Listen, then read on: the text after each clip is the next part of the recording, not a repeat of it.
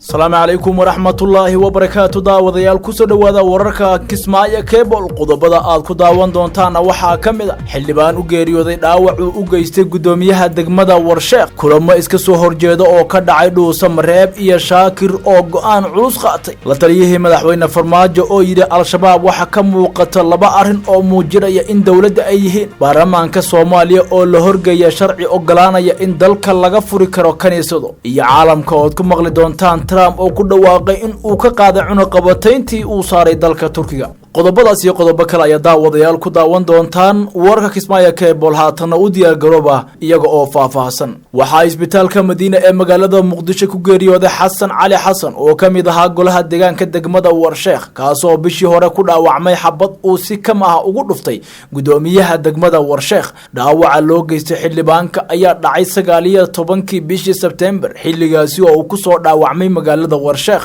dhaawaca xubinkan ka tirsanaa golaha deegaanka Warsheekh ayaa markii hore la geeyay isbitaalka Kaysanay ee duleedka degmada Karaan hase ahaatee markii dambe ayaa waxa loo soo wareejiyay isbitaalka Madiina gudoomiyaha degmada Warsheekh Xasan Xaaji Maxamed Darfi ayaa la sheegay in si aan ula kacahay uu u toogtay saaxiibkiis xilli uu barayay sida loo rido bastooladaha iyo waliba qaabka wax loogu shiisho geerida xildhibaanka ayaa waxa xaqiijiyay maamulka degmadaasi Warsheekh oo siyaabo kala gadisan ula hadlay warbaahinta gudaha maanta ayaa lagu wada in magaalada Muqdisho ee caasimadda Soomaaliya lagu aaso xildhibaanka dhintay Allah u naxariistay waxa magaalada dhuusa Mareeb ee caasimadda Galmudug kulamo iska soo horjeeda xalay ku yeeshay xubnaha guddiga doorashada Galmudug oo ay magacowday wasaaradda arrimaha gudaha federaalka Soomaaliya iyo waliba xubnaha guddiga uu magacaabay madaxa xukuumadda maamulka Galmudug Maxamed Shaakir Cali Xasan madaxa xukuumadda Galmudug Sheekh Shaakir Cali Xasan ayaa magaalada dhuusa Mareeb kula kulmay guddiga doorashada iyo xalinta khilaafaadka Galmudug ee uu dhawaan magacaabay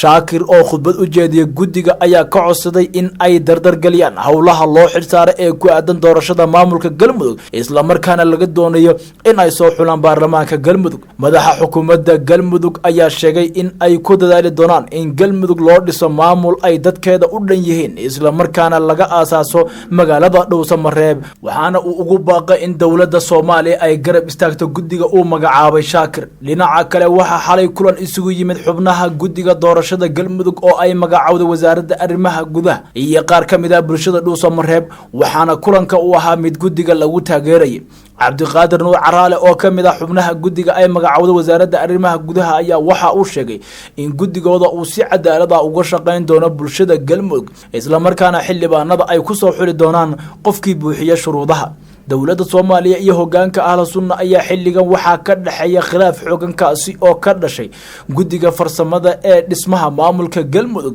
maadaama dawladda ay guddi magacowday halka madaxa xukuumadda Galmudug isna maalin ka hor uu ku dhawaaqay guddiga doorashada maamulka Galmudug diyaarado dagaal ayaa waxay duqeymo ka fuliyeen deegaano ka tirsan gobolada Jubbooyinka iyo waliba Shabeellaha Hoose duqeynta ayaa si gaar ah waxa loola bartilmaameedsaday saldhigyo ay al-shabaab ku lahaayeen degmooyinka Jamaama Bu'aale iyo waliba Jameeca goobjoogayaal ayaa sheegay in duqeymaha ka dhacay degmooyinka Jamaama iyo Bu'aale lagu dilay dagaalamayaal iyo waliba saraakiil ka tirsan ururka al-shabaab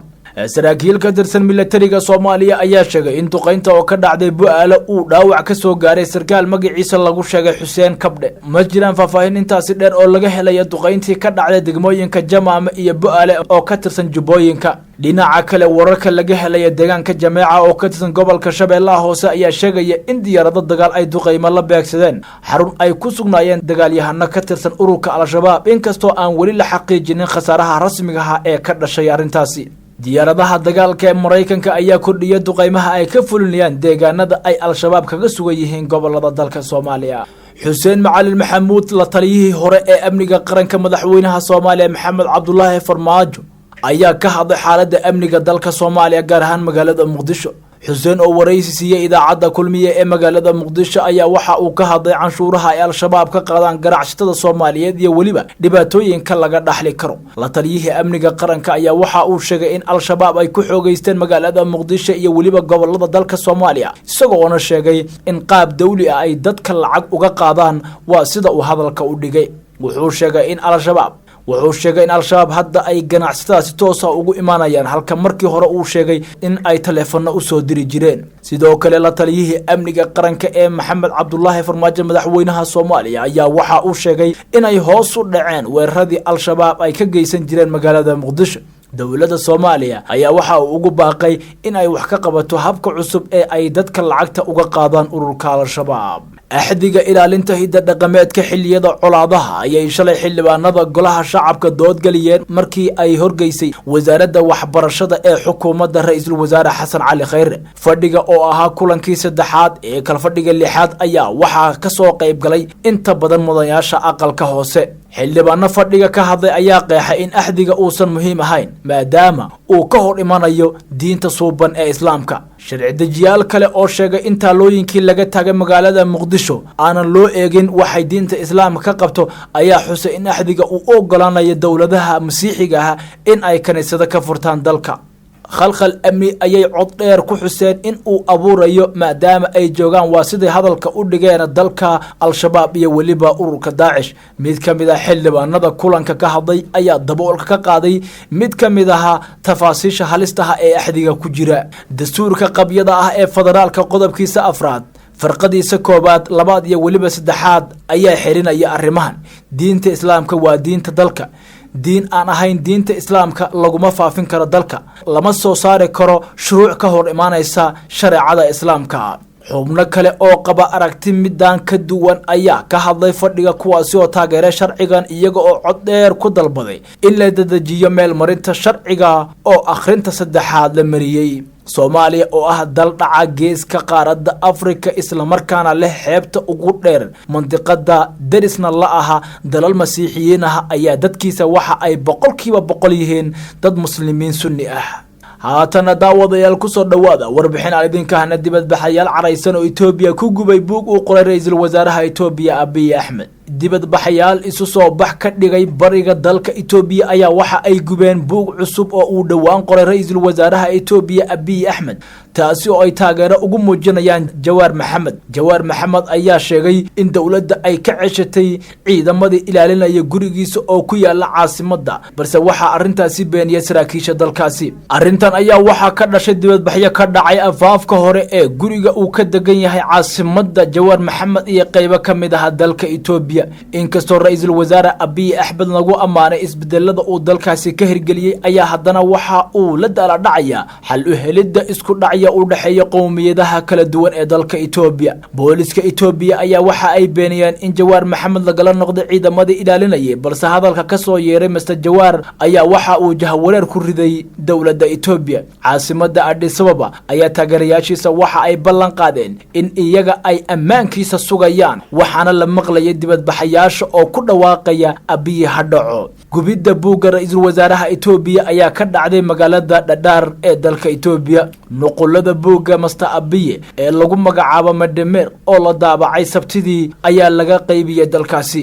buugga ayaa waxa qoraaladiisa diiradda lagu saaray fikrada siyaasadda ra'iisul wasaaraha Itoobiya iyo sidoo kale halka uu higsanayo inuu Itoobiya gaarsiiyo Jawaar Maxamed ayaa warbaahinta Oromia Media Network u isticmaalay dibadbaxyadii dawladda looga soo horjeeday sanadkii 2016 ilaa 2018 xilligaasi oo uu dalka ra'iisul wasaare ka ahaa Haile Mariam Desalegn waqtigaasi ayaa warbaahinta Oromia Media Network waxay heshay taageerayaal badan oo ay kamid yihiin kuwa qowmiyadda Oromada oo ah kuwa ugu tirada badan ee dalka Itoobiya oo iyagu dareemay in dhaqaale ahaan iyo waliba siyaasad ahaanba la gacan bidixeeyay xilligaasi saxafigan reer Itoobiya ayaa wuxuu ku sugnaa Mareykanka oo uu haysto dhalashadiisa balse Itoobiya ayuu dib ugu soo laabtay kadib markii Mr Abiy uu awoodda la wareegay bishii Abriil ee sanadkii aynu soo dhaafnay halkaasi oo isbedelo uu ka bilaabay caalamkana daawadaya qodobadan idinka hayno waxa kamid ah madaxweynaha Mareykanka Donald Trump ayaa ku dhawaaqay in la qaaday dhammaan cunaqabatayntii la saaray dawladda Turkiga kadib weerarkii ay ku qaadeen waqooyi bari dalka Syria go'aanka Trump ayaa imanaya kadib markii Turkiga uu ogolaaday inuu xabad joojinta waqooyiga Syria sii wadayo isaga oo ka hadlayay magaalada Washington ayuu sheegay Mr Trump in dawladda Turkiga ay u ballan qaaday inay joojinayso howlgallada ay ka wado waqooyiga Syria. waxa uu yiri aroortii hore ee saaka dawladda Turkiga waxa ay maamulkayga u sheegeen in ay joojinayaan gulufkii ay ka wadaan Syria ayna heshiiska xabad joojinta ka dhigayaan mid toos ah. marka sidaa daraadad waxaan la hadlay xogayaha maaliyadda waxaan u sheegay in Turkiga laga qaado dhammaan cunaqabataynadii la saaray 14 bishan Oktoobar ayuu intaasi si raaciyay. cunaqabataynada waa la qaaday marka ilaa aan ka aragno waxyaabo aan ku faraxsanayn oo gobolkaasi ka dhaca ma jiri doono cunaqabatayna kale. sidaasi waxa hadalkiisa ku sheegay madaxweynaha Mareykanka. sidoo kale madaxweynaha Mareykanka ayaa soo dhaweeyay heshiiskii ay gaareen Turkiga iyo waliba Ruushka. daawadayaal intaasi waxaa nooga dhan warkii oo aad kala socoteen Kismaayo Cable. intaad warkan warkiisa xigay ku kulmi doono waxaan idin leeyahay waad mahadsantihiin daawadayaal.